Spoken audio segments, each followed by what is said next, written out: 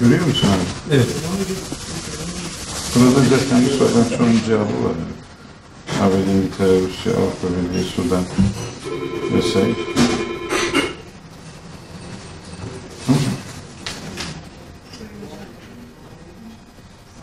Umman, Türkiye.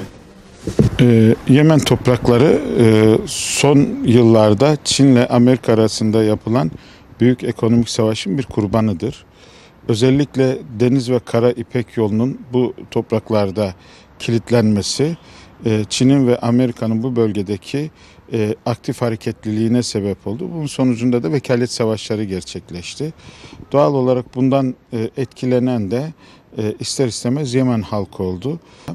27 milyon 400 bin nüfusu olan Yemen'de şu ana kadar insanlar açlık ve susuzluk içerisinde hayatlarını devam ettirmeye çalışıyorlar. 21 milyon insan, yani bu 27 milyon 400 bin nüfusun 21 milyon insanı yardıma muhtaç. Bunlar içerisinde tabii yoğun bir şekilde hastalıklar da var. Ve insanlar hem hayatlarını kaybediyorlar hem de çocuklar yetersiz beslenmeden dolayı daha ilk 5 yılda hayatlarını kaybediyor. Şu ana kadar hayatlarını kaybeden insan sayısı 10 bini geçtiği biliniyor bu savaşlarda. Ama yetersiz beslenmeden dolayı 2 milyondan fazla insanın ve özellikle çoğunluğu çocuk olmak üzere ölebileceği bekleniyor. Şu anda da 9 milyon 800 bin civarında acil yardıma ihtiyaç duyanlar var. Bizler savaşın başladığı günden itibaren yardımlarımızı devam ettirmeye çalışıyoruz ama orada ne yazık ki özellikle Birleşik Arap Emirlikleri'nin tavrından dolayı bu yardımlar artık uluslararası hukuka aykırı bir şekilde engellenmekte. Biz buna rağmen yardımları hem Sünnilerin hem de Zeydilerin olduğu bütün bölgelere ulaştırma gayreti içerisindeyiz. Ama bu yardımlar oradaki halka çare oluyor mu derseniz bunu söylemek haksızlık olur. Çünkü bütün yolları kapatmış durumdalar. O nedenle uluslararası bir toplantının olması gerekiyor. Özellikle İslam İşbirliği Teşkilatı'nın harekete geçmesi gerekiyor. Birleşmiş Milletler'e taşıması gerekiyor. Bir baskı oluşturması gerekiyor. Ve Cenevre Sözleşmesi'ne dayalı olarak bütün savaşan her iki tarafın olduğu topraklara yardımların gidebilmesi için yolların açılması gerekiyor. Tabii Yemen'in ayrı bir özelliği daha var. Bunu belki çok kişi bilmiyor. Filistin konusunda Filistin'e en fazla yardım yapan halktır Yemen halkı. Şu anda Yemen halkının bu durumda olması, Mısır'ın bu son durumu, yani Sisi'nin zalimliği vesaire de birleşince biliyorsunuz Filistin iyice kendi topraklarını kaybeder hale geldi. İyice işgale uğradı. O nedenle Yemen'in bir an önce tekrar huzura ve rahata kavuşması lazım.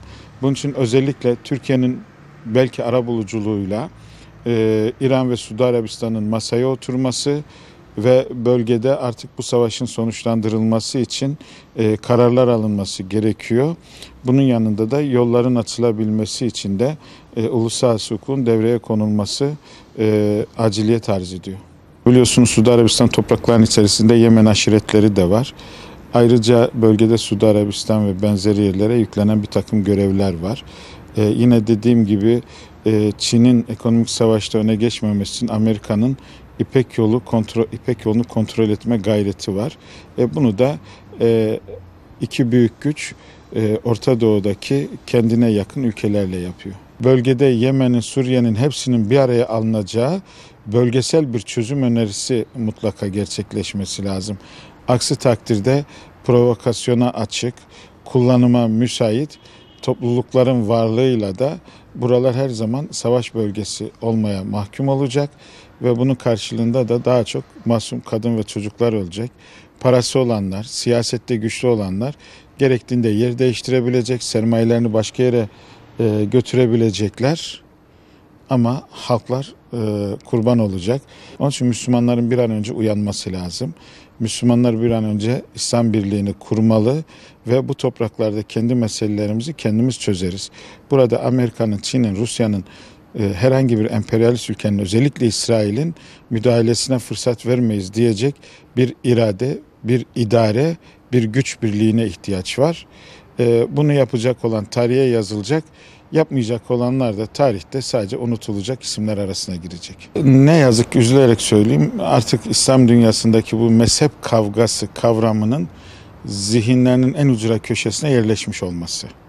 Yani bunu konuşmaya insanlar cesaret edemiyor ama bunun sonuçları hepimizi üzüyor. Yani Yemen'de, Suriye'de ne yazık ki mezhep kavgası, Selefi-Sufi kavgası, etnik kavga bu üç fay hattında devam etmekte. Bu sebepten dolayı da hangi mezhep hangi ülkede yoğunsa orayla ilgili tepkiler ona göre şekilleniyor. İslam dünyası zalime karşı mazlumun yanında yer almalıdır. Suriye'de nasıl zalime karşıysak Yemen'de de zalimlere karşı olmak zorundayız. Bu konu henüz Müslüman dünyanın ve Müslüman halkların kabul ettiği bir yeterlilikte değil. Şu anda hepimiz anlayışlarımızın, yetiştirme tarzımızın kurbanıyız ve sonuçta da eğer bu düzelmezse bu ateş hepimizi yakar.